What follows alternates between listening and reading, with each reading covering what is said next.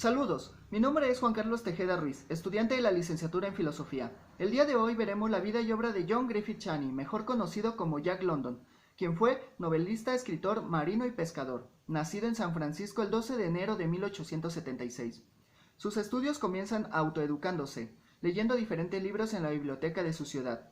Su inspiración como escritor inicia en el año de 1883 al leer la novela Signa, escrita por Marie-Louise de la Ramée. Posteriormente, en el año de 1893, se embarca en el Sophia Sutherland y a su regreso desempeña diferentes oficios, primero trabajando en un molino y posteriormente en una central eléctrica de ferrocarril. En el año de 1894 se une a una marcha de desempleados, y a partir de aquí llevaría una vida de vagabundo y marinero.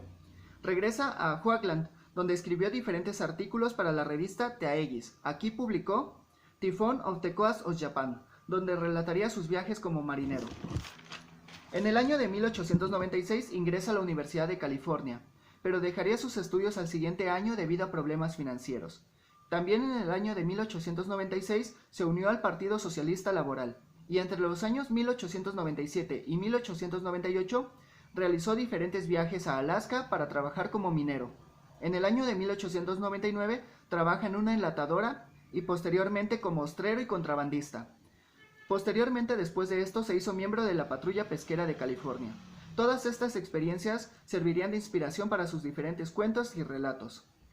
En el año de 1898 publica Toteman on Trail y después publica Un millar de muertes. A partir de aquí empieza a vender diferentes obras en distintas revistas. Un cuento de esto sería Batard o Diable. Después publicaría La llamada de la selva en el Saturday Evening Post. Tiempo después coescribe con Anna Strunsky The Kempton Wise Letters, novela donde se contrasta la perspectiva del amor romántico con el amor científico. Tiempo después contrae matrimonio con Bess Mather el 17 de abril de 1900 y con quien tuvo 2 hijas, y de quien se separó en el año de 1904. Desde el año 1910 escribió diferentes obras literarias, pero también diferentes ensayos políticos. Ejemplo de estos son La guerra de las clases del año 1905 y Revolución y otros ensayos del año 1910. Es también en el año de 1910 cuando escribe La invasión sin paralelo, y también escribió distintos artículos relacionados al boxeo y una serie de cuentos bajo la compilación de Knockout, 3 historias de boxeo. Fallece finalmente el 22 de noviembre de 1916. A lo largo de su vida publicó diferentes cuentos, obras y novelas. Entre ellas podemos encontrar The Cruise of the Dazzler, del año 1902, El llamado de la selva, del año 1903, The Kempton Wise Letters, del año 1903, El lobo de mar, de 1904, Cuentos de la patrulla pesquera, del año 1905, Colmillo blanco, del año 1906, El talón de hierro, de 1908, La plaga escarlata, del año 1912, El vagabundo de las estrellas, de 1915 y La gente del abismo, de 1903. Se estiman cerca de 197 cuentos dispersos en diferentes revistas y publicaciones. También escribió 3 memorias autobiográficas, entre ellas están The Road, del año 1907, Martin Eden, de 1909 y John Barleycorn, del año 1913. El día de hoy escucharemos un pequeño fragmento de su novela Colmillo blanco. Resultaba diferente de sus hermanos y hermanas. El pelo de estos acusaba ya aquel matiz rojizo heredado de su madre la loba, mientras que él era el único que se parecía a su padre. Era el cachorrillo gris de la manada, representaba el lobo de pura cepa, en realidad la imagen misma del tuerto, en lo físico, con la única excepción de que él tenía 2 ojos y su padre solo 1. No hacía mucho que los del cachorro gris habían abierto a la luz, cuando ya veían con toda claridad. Y mientras estaban aún cerrados, tanteaba, paladeaba y olía. A sus 2 hermanos y a sus otras tantas hermanas los conocía perfectamente. Había empezado a retozar con ellos débil y torpemente, y hasta puede decirse que a reñir, pues en su tierna garganta vibraba a veces un singular ruido como de carraspera, precursor del gruñido futuro, cuando estaba encolerizado. Y mucho antes de abrir los ojos conocía ya por el tacto, por el gusto y por el olfato a su madre. Ella tenía una lengua suave, acariciadora, que era como un calmante cuando se la pasaba por el delicado cuerpecillo, y le impulsaba a él a acurrucarse, bien apretado contra el otro cuerpo, dormitando o durmiéndose del todo. La mayor parte del primer mes de su vida la había pasado así, durmiendo, pero ahora que veía bien, se quedaba despierto mucho más rato e iba aprendiendo a conocer su mundo mucho mejor. El mundo era lóbrego, pero él no lo había descubierto, puesto que no sabía que existiera otro mejor. No gozaba más que de una luz opaca, pero sus ojos no habían tenido que acostumbrarse a otra. Su mundo era pequeñísimo, no tenía otros límites que las paredes del cubil, pero como ignoraba todo acerca del ancho mundo que quedaba fuera, nunca sintió la opresión de los estrechos confines a que estaba reducida su existencia. Sin embargo, muy pronto descubrió que una de aquellas paredes resultaba diferente de las demás. Era la boca de la cueva y el manantial de donde provenía la luz. Y averiguó esta diferencia mucho antes de que tuviera ideas propias y voliciones conscientes.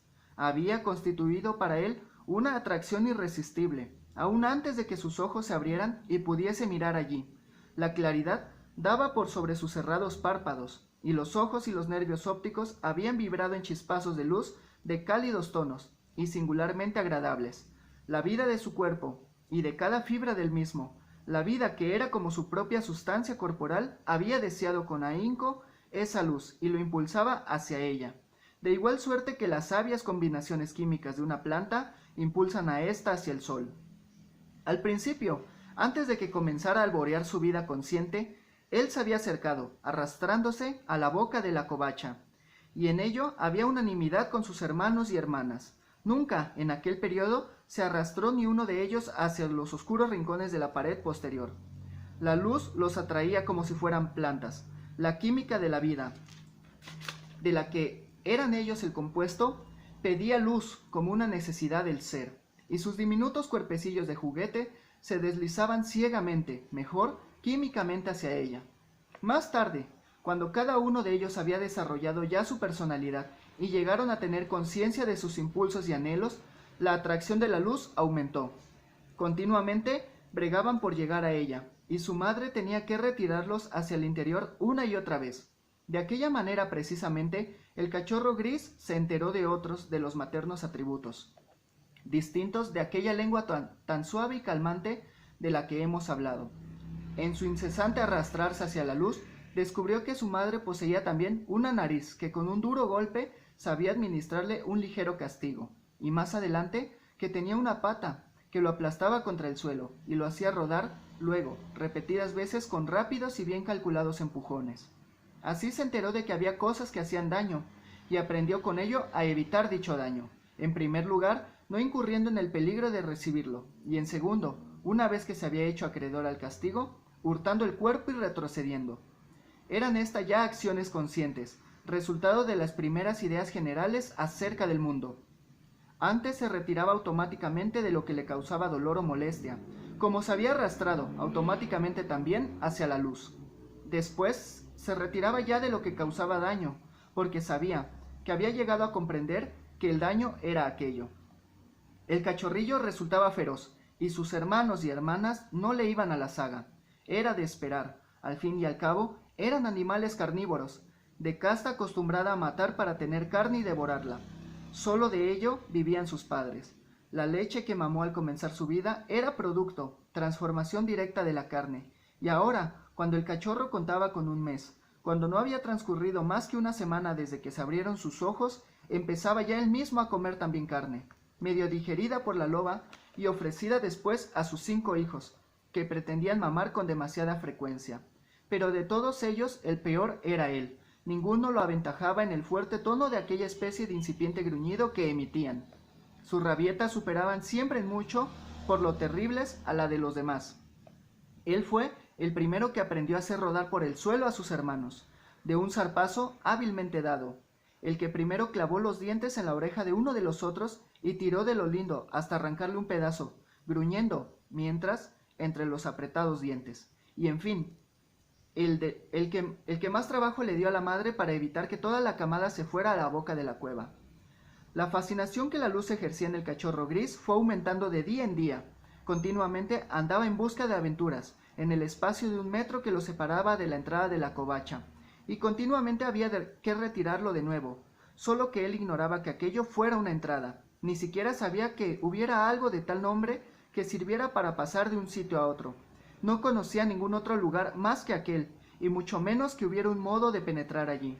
Así, la entrada de la cueva no era para él más que otra pared, una pared de luz, a semejanza de lo que el sol era para el que viviera fuera de allí.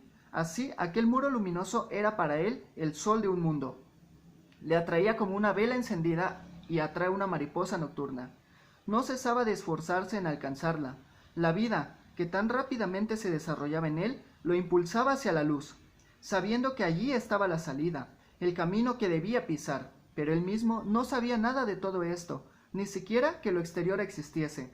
Ocurrió una cosa rara con aquel muro de luz. Observaba él que su padre, pues había llegado ya a reconocer a su padre como a otro habitante del mundo, como un ser semejante a su madre que dormía cerca de la luz y traía carne para comer, que él tenía la costumbre de penetrar en el distante muro blanco y desaparecer por él. El lobato gris no comprendía nada de aquello, aunque su madre nunca le hubiera permitido acercarse a lo que él juzgaba pared. Se había aproximado a las demás, encontrando siempre una dura obstrucción de dolorosas consecuencias para su tierno hocico. Aquello dolía, y así, tras diversas tentativas, decidió no intentar penetrar por las paredes.